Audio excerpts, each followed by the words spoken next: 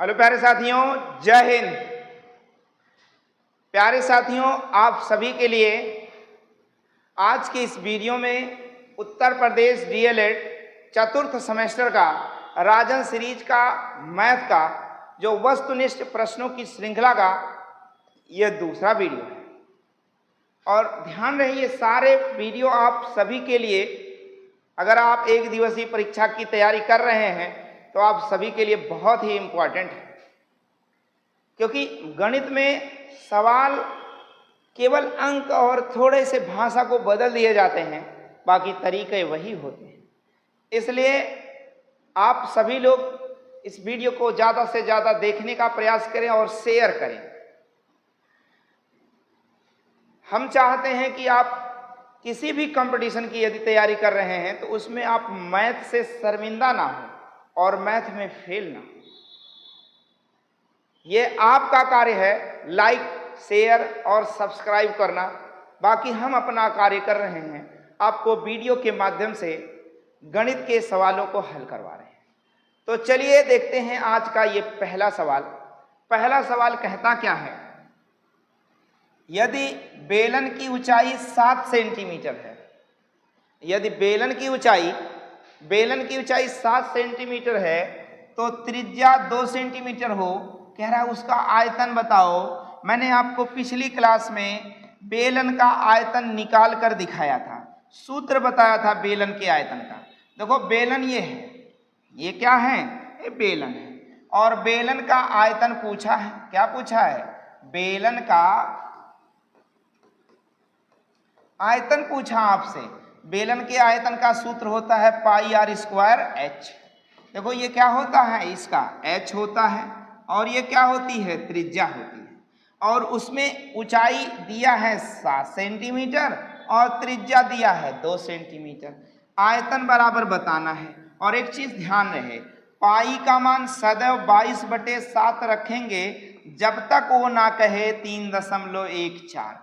पाई का मान याद कर लो, पाई का मान होता है 22/7 और त्रिज्या के रूप में आप क्या रखोगे, 2 गुणे में क्या लगाओगे, 2, और ऊंचाई के रूप में क्या रखने वाले हो, 7। अब देखो 7 से 7 कट गया और 22 दूना 44 और 44 दूना 88। अब देखो केवल 88 से कम नहीं होने वाला है हमारा, लेकिन होगा कैसे, 88 घन सेंटीमीटर सवाल का उत्तर हो जाएगा।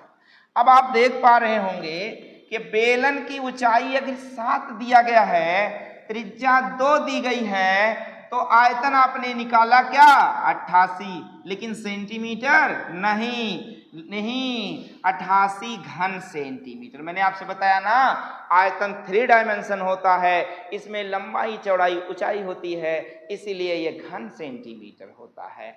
अगला सवाल आप देखेंगे, पाई का मान ज्ञात कीजिए। तो भैया पाई का मान होता है 22/7। अभी मैंने बताया कि पाई का मान होता है 22/7।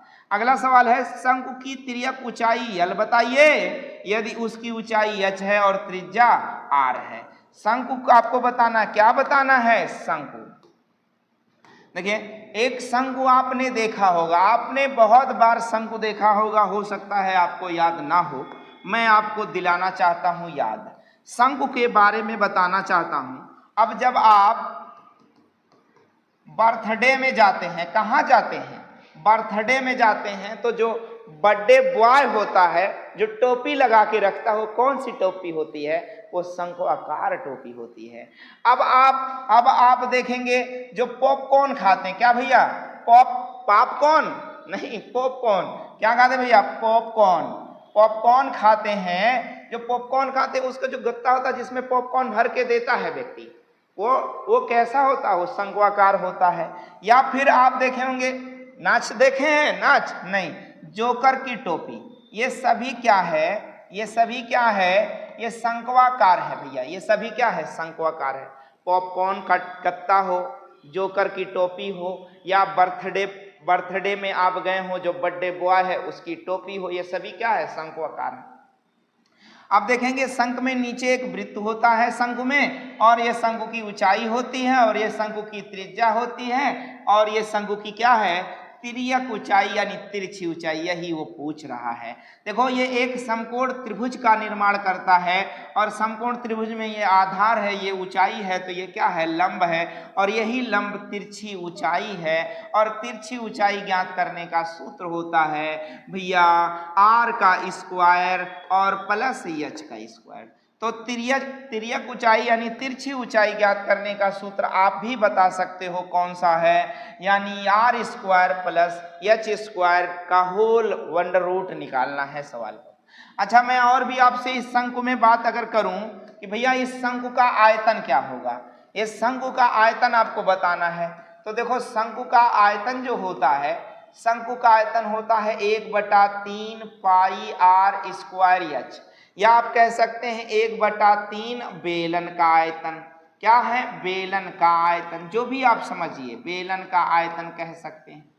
शंकु का पृष्ठीय क्षेत्रफल क्या होता है, तो पाई आर यल होता है, यानी सरफेस एरिया क्या होगा शंकु का, पाई आर यल। और शंकु का टोटल सरफेस एरिया क्या होगा, पाई आर एल प्लस आर। ये सारे सूत्र भी आपके परीक्षा की दृष्टि से इंपॉर्टेंट है, इसे आपको भूलना नहीं है। शंकु का आयतन है, शंकु का पृष्ठीय क्षेत्रफल है, और शंकु का संपूर्ण पृष्ठीय क्षेत्रफल का सूत्र है। चलिए आगे के सवाल को हम देखते हैं। अगला सवाल आपका क्या कहता है, कहता है, ध्यान दीजिए और सारे सवाल आप तैयार कर डालिए, आपके परीक्षा की दृष्टि से बहुत ही इंपॉर्टेंट है।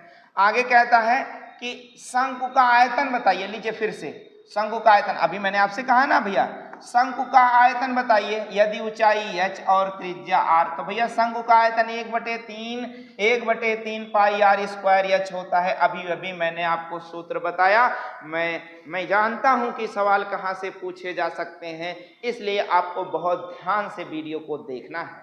चलिए आइए बात करते हैं, एक पासे में कुल कितने परिणाम होते हैं। एक पासे में कुल 6 परिणाम, कितने फलक होते हैं, अगर 6 फलक है तभी तो 6 परिणाम हैं, इसलिए सवाल का उत्तर हो जाएगा एक पासे में कितने परिणाम होते हैं, 6 परिणाम होते हैं। अगला सवाल आप देखेंगे, कहता है कि एक पासे को ऊपर उछाला जाए, 5 से बड़ी आने की संख्या क्या होगी। 5 से बड़ी भैया केवल एक संख्या है, केवल एक संख्या है और 6 फलक होते हैं, इसलिए 1/6 सवाल का उत्तर हो जाएगा। एक पासे को उछालने पर विषम अंक आने की संभावना क्या है, तो पासे में विषम अंक कौन कौन होता है, 1 3 5 होता है, यानी 3 बार विषम आने की संभावना है। और फलक कितने हैं, 6, 3 एकम 3 दूनी 6 सवाल का उत्तर होगा। यानी एक पासे में विषम आने के चांसेस जो है, संभावनाएं जो है 1/2 है, सवाल का उत्तर है। अगला सवाल देखेंगे, कह रहा 2 3 7 9 में बहुलक बता दीजिए। 2 3 7 9 में बहुलक आपको बताना है। तो 2 3 7 9 में आप बहुलक देखेंगे तो कोई बहुलक नहीं, क्योंकि किसी संख्या की बहुलता नहीं है, इसलिए कोई बहुलक नहीं है। अगला सवाल आप देखेंगे, कहता है किसी सिक्के को उछालने पर शीर्ष यानी हेड आने की संभावना है। एक शीर्ष में एक ही तो हेड होता है और एक ही तो टेल होता है, कुछ यानी 1/2 सवाल का उत्तर हो जाएगा। एक सिक्के को उछालने पर हेड या टेल आने की संभावना केवल एक है, और 2 सिक्के को एक साथ उछालने पर शीर्ष आने की प्रायिकता बता दीजिए। तो 2 सिक्के को एक साथ उछालने पर शीर्ष आने की, भैया दोनों में शीर्ष आता है, दोनों में शीर्ष आता है, और शीर्ष आने की प्रायिकता केवल और केवल 1/4 होगी, सवाल का उत्तर होगा। आगे देखेंगे, कह रहा 3 सिक्के को एक साथ उछाला जाए, तो 3 सिक्के को एक साथ उछालने पर शीर्ष आने की संभावना 1/8 है, और यहाँ भी देख सकते हैं 3 सिक्के को एक साथ उछालने पर पुच्छ आने की संभावना 1/8 है। अगला सवाल आप देखेंगे, कह रहा 3 सही 3/8 का घनमूल ज्ञात कीजिए। 3 सही 3/8 का घनमूल, तो भैया 8 त्रिक 24 3 27/8, अब इसी का घनमूल निकालना है। तो 27 को लिख सकते हो 3 × 3 × 3, और 8 को लिख सकते हो 2 दूनी 4 दूनी 8, और घनमूल निकालना निकालना है तो घनमूल का मतलब 3 संख्या में से एक संख्या बाहर, यानी 3/2 सवाल का उत्तर हो जाएगा। और आपका सवाल का उत्तर क्या होगा? 3/2। वहां पर आपको सवालों को लगाना तो है, लेकिन ऑप्शन को लिखना है, क्योंकि आपका वस्तुनिष्ठ प्रश्नों की श्रृंखला है। और वस्तुनिष्ठ प्रश्न 5 सवाल आपके एग्जाम में आएंगे, चाहे वो फर्स्ट सेमेस्टर हो, चाहे सेकंड सेमेस्टर हो, चाहे थर्ड सेमेस्टर। कह रहा एक वर्ग का विकर्ण 5√2 सेंटीमीटर है तो वर्ग की भुजा ज्ञात कीजिए। इसका सीधा सा सवाल है कि भैया विकर्ण बराबर क्या होता है? एक वर्ग का विकर्ण बराबर होता है भुजा √2 होता है, भुजा √2। और वर्ग कैसा होता है? वर्ग ऐसा होता है। और विकर्ण कौन सा होता है? ये वर्ग की सभी भुजाएं बराबर होती हैं और विकर्ण बराबर भुजा √2 होता है। मैं विकर्ण के स्थान पर लिख देता हूं 5√2 और भुजा और √2 ये भी लिख देता हूं। देखो √2 से √2 कट गया और भुजा बराबर आ गया कितना? भुजा बराबर आ गई 5 सेंटीमीटर। सवाल का उत्तर हो जाएगा। इस वर्ग का क्षेत्रफल होता है भुजा स्क्वायर, इस वर्ग का परिमाप होता है 4 गुणे भुजा। सवाल का उत्तर। अगला सवाल आप देखेंगे, कहता है एक पासा फेंकने पर प्रतिदर्श समष्टि में अभाज्य संख्या आने के अवयव कितने हैं? तो अभाज्य संख्या आने के अवयव कितने हैं भैया? 1 है। सवाल का उत्तर हो जाएगा। कह रहा इसका घनमूल निकालिए। घनमूल अगर 1 2 3 4 5 6 अंक पे दशमलव है तो घनमूल 3 अंक पे लगता है। यानी आप देखोगे 8 का घनमूल 2 होगा, 8 का घनमूल 2 और 1 2 और 3, यानी यहां पर दशमलव लगा के हम सवाल का उत्तर देंगे। ओ सॉरी ये घनमूल नहीं वर्गमूल हुआ। घनमूल निकालते समय हम देखते हैं तो भैया 2 2 4 2 6, यानी 2 अंक पे दशमलव, यानी बी वाला सवाल का उत्तर होगा। ये क्या होगा? वर्गमूल होता है। और ये क्या होता है? ये घनमूल होता है। भैया भूलोगे नहीं ना, 8 का घनमूल निकालना है। 8 का घनमूल होगा 2 और 6 अंक पे दशमलव है तो बाहर कितने अंक पे? 2 अंक पे दशमलव लग जाएगा। अगला सवाल है परिमेय संख्या -4/5 तथा 8/15 का भागफल क्या होगा? तो मैं लिख देता हूं 4/5 और भाग 8/15। अब ध्यान देना, -4/5 और भाग का उल्टा गुणा होता है 15/8 कर लेना है। 4 दूनी 8, 5 तिया 15, यानी 3/2, वो भी माइनस में। जहां भी होगा वही आपका सवाल का क्या हो जाएगा? उत्तर हो जाएगा। अगला सवाल आप देखेंगे, कह रहा है भैया cot 30/tan 45 का मान ज्ञात करो। अब बताओ, मैंने आपको मान सारे बताए हैं, उस पर ध्यान देना। ये बताओ tan 30 बराबर क्या होता है? 1/√3 होता है। तो tan का उल्टा cot होता है, तो cot 30 बराबर क्या हो जाएगा? √3 हो जाएगा। और tan 45 का मान सदैव क्या होता है? 1, इसलिए √3/1 बराबर क्या होगा? √3। इस सवाल का उत्तर हो जाएगा। अगला सवाल आप देखेंगे, कहता क्या है? ध्यान दीजिएगा। कह रहा किसी वृत्त का क्षेत्रफल 8800 दिया है। अब ध्यान दीजिए, कह रहा इस वृत्त की त्रिज्या ज्ञात कीजिए और किसी वृत्त का क्षेत्रफल दिया 88। तो चलो 8800 में लिखता हूं किसी वृत्त का क्षेत्रफल के रूप में। कोई वृत्त है आपका और इसका क्षेत्रफल कितना दिया है? इस वृत्त का क्षेत्रफल जो है 8800 दिया है, 8800 वर्ग सेंटीमीटर दिया है। और आपसे कह रहा उसकी त्रिज्या ज्ञात करो, यानी r का मान ज्ञात करो। तो भैया क्षेत्रफल बराबर होता है πr²। और क्या लिखोगे? 8800 लिखोगे। देखो पाई का मान अभी मैंने बताया 22/7, लेकिन उधर जाएगा तो 7/22 हो जाएगा। और वर्ग से ट्रांसफर करोगे तो क्या आ जाएगा? वर्गमूल, और r का मान आ जाएगा 22 चौक 88। अब देखेंगे आप 400 रूट में 7, 400 गुणे में 7, 400 का वर्गमूल निकालोगे 20, लेकिन 7 का वर्गमूल नहीं निकलेगा, इसलिए √7 आ जाएगा। और सवाल के रूप में आपका उत्तर क्या हो जाएगा? 20 √7। यही आपका सवाल का उत्तर होगा। अगला सवाल आप देखेंगे, कह रहा 2x² - x - 1 बराबर 0 का हल है मतलब इसका मूल बनाना है आपको। जैसे लिखा है 2x² - x - 1 बराबर 0 और इसका हल बताना है। हल मतलब ऑप्शन को भी रखकर आप हल कर सकते हैं, ऑप्शन को भी रखकर हल कर सकते हैं, ऐसा नहीं कि नहीं रख सकते हैं। ऑप्शन में जो भी ऑप्शन इसमें पूरा तरह सेट कर दे 0 हो जाए, वही सवाल का उत्तर है। लेकिन मैं आपको व्याख्या सहित बताना चाह रहा हूं ऐसे सवाल को कैसे लगाते हैं। यहाँ पर 2x² है तो रहने दिया जाए, -1 है तो रहने दिया जाए, बराबर 0 भी लिख लिया जाए। आप अब देखेंगे आप इस -x को तोड़ो कि गुणनफल क्या बन जाए, 2 1 2, वो भी माइनस में 2 बने, और जोड़ घटाव क्या बने, जोड़ घटाव क्या बने, केवल -1 बने। अब देखो मैं लिख सकता हूं -2x और क्या लिख दूं +1x, बराबर वही तो हुआ, 2 1 2 -2x और 2 में से 1 घट गया -1। अब 2x यहाँ से है तो मैं कॉमन ले ला रहा हूं, बचा है कितना x और -2 आ गया। यहाँ पर देखो +1 कॉमन ले लिया गया तो x बचा और -1 बराबर में 0। अब देखोगे यहाँ पर 1 बचेगा भैया, क्या बचेगा, केवल और केवल 1 बचेगा, क्योंकि 2 आपका क्या हो चला है, 2 आपका कॉमन हो चला। अब देखोगे दोनों पदों में x -1 है तो x -1 क्या कर लिया गया कॉमन, और जो बची संख्या है 2x और +1 ये दूसरे ब्रैकेट में, बराबर क्या हो गया 0। अभी आप देखेंगे एक बार इसका मान इसके साथ 0 के रूप में रखेंगे, इसका मान इसके साथ, यानी x -1 बराबर 0, x -1 बराबर 0, तो x बराबर क्या हो जाएगा 1, केवल 1 उधर जाएगा। दूसरी बार 2x + 1 बराबर 0 रखेंगे तो 2x बराबर ये उधर गया तो माइनस आ गया और 2 बटे में आ गया, यानी x बराबर -1/2 आ गया। अब आप देखेंगे जहां भी x का मान क्या आएगा 1 और -1/2, वही आपका सवाल का उत्तर हो जाएगा। अगला सवाल आप देखेंगे, कहता है कि संख्या 14,641 के वर्गमूल में अंकों की संख्या होगी।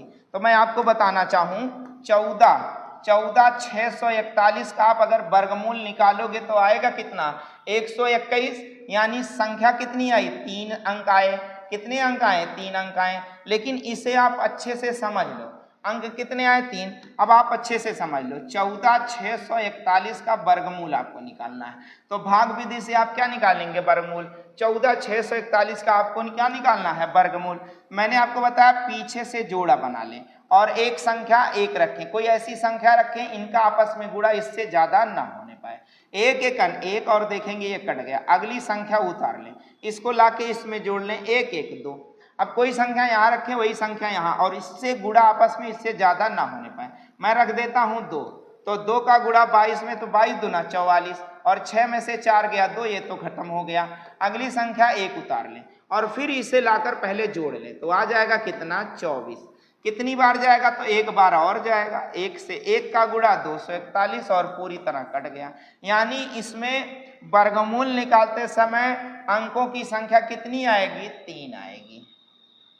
कह रहा किसी चतुर्भुज के किन्हीं 3 कोणों का योगफल 285 और चतुर्भुज के सभी अंतःकोणों का योगफल 360 होता है, ये नोट कर लो आप। चतुर्भुज के सभी अंतःकोणों का योगफल 360 और 285 अगर मैं घटा देता हूं, 10 में से 5 गया 5 और यहाँ बचा 15 में से 8 गया 7, यानी जो चौथा कोण होगा वो कितने अंश का होगा, तो भैया चौथा कोण 75 अंश का होगा। कितने अंश का होगा 75 अंश। अगला सवाल है परिमेय संख्या -32/100 का सरलतम रूप, तो माइनस से माइनस खत्म हो गया। 8 चौक 32, मैं 4 से काट देता हूं, 4 बटे 32 और 4 पचीसा में 100, यानी 8/25 जिस भी ऑप्शन में होगा उसको लिख कर आपको आना है। अगला देखेंगे इसका घनमूल निकालना है। भैया 1 का घनमूल 1 होता है, मैंने अभी बताया 2 2 4 2 6, यानी देखो 6 अंकों पर दशमलव है तो कितने अंकों पर दशमलव लगेगा, 6 अंकों पर दशमलव है तो 2 अंकों पर दशमलव लगेगा, यही घनमूल होता है। आप ऐसे नोट करना 3 3, यानी 2 बार है 6 अंक पर दशमलव घनमूल। कह रहा समीकरण 3x बराबर 6। अगला सवाल आपका क्या है 3x बराबर 6, तो 4x + y बराबर 14 में y का मान बताओ क्या होगा। देखो 3 गुणे में है 3 बटे में, तो 3 दूनी 6, x का मान 2 आ गया और यहाँ रख दो 4 गुणे में x की जगह 2 + y बराबर 14, 4 दूनी 8 यहाँ आके घट गया तो y का मान 14 में से 8 गया 6 आ गया, सवाल का उत्तर हो जाएगा। यानी y का मान क्या आ जाएगा 6 आ जाएगा। अगला सवाल आप देखेंगे, कह रहा साइन 60/cos 30, बताओ साइन 0 का मान क्या होता है, तो साइन 0 का मान 0 होता है। मैं आपको पिछली क्लास में बता दिया हूं, सब कुछ बता दिया हूं, अगर आप ना पढ़ो तो ये आपकी जिम्मेदारी है। मैंने आपको पिछली क्लास में बता दिया है कि भैया साइन 0 बराबर कितना होगा 0, और साइन साइन 30 अंश बराबर होता है 1/2 और साइन 45 अंश बराबर होता है 1/√2 होता है और साइन 60 अंश बराबर होता है √3/2 होता है और साइन अगर हम कहें 90 अंश बराबर क्या होगा 1 होगा। इसी प्रकार मैंने आपको कॉस के बारे में बताया, कॉस 0 बराबर 1 होता है और कास 30 अंश बराबर होता है √3/2 होगा और कास 45 अंश बराबर 1/√2 होता है और कास 60 बराबर अगर देखोगे तो आपका 1/2 होगा और कास 90 अंश बराबर आप देखोगे तो कास 90 बराबर क्या होता है 0 होता है। इसी प्रकार से आपको सवाल का उत्तर देना है और सवाल कौन सा आपका है, सवाल आपका है ये कि भैया कास साइन 30, अब देखो साइन 60 का मान आपके सामने क्या दिख रहा है, साइन 60 का मान यहीं पर आपके सामने मैंने आपको बताया, साइन 60 का मान होता है √3/2 होता है। तो आपको क्या लिखना है √3/2 लिखना है और देखो cos 30 का मान क्या होता है √3/2, तो √3/2 और √3/2 आपस में मिलकर क्या हो जाएंगे कट जाएंगे और आपका सवाल का उत्तर कौन सा हो जाएगा, आपका सवाल का उत्तर क्या हो जाएगा 1, यही सवाल का उत्तर। प्यारे साथियों, मैंने उत्तर प्रदेश डीएलएड चतुर्थ सेमेस्टर के राजन सीरीज के वस्तुनिष्ठ प्रश्नों का जो ये श्रृंखला मतलब क्वेश्चन बनाकर मैं आपको वीडियो के माध्यम से दे रहा हूं, ये आप सभी के लिए बहुत इंपॉर्टेंट है। इन सभी को तैयार कर डालो, आप फेल नहीं होगे बीटीसी में, डीएलएड में फेल नहीं होगे और एक दिवसीय की परीक्षा तैयारी कर रहे हैं तो उसके लिए बेस का काम करेगा। ये सारा वीडियो आप सभी देख डालें, ये आपके लिए बहुत ही फायदेमंद होने वाला है।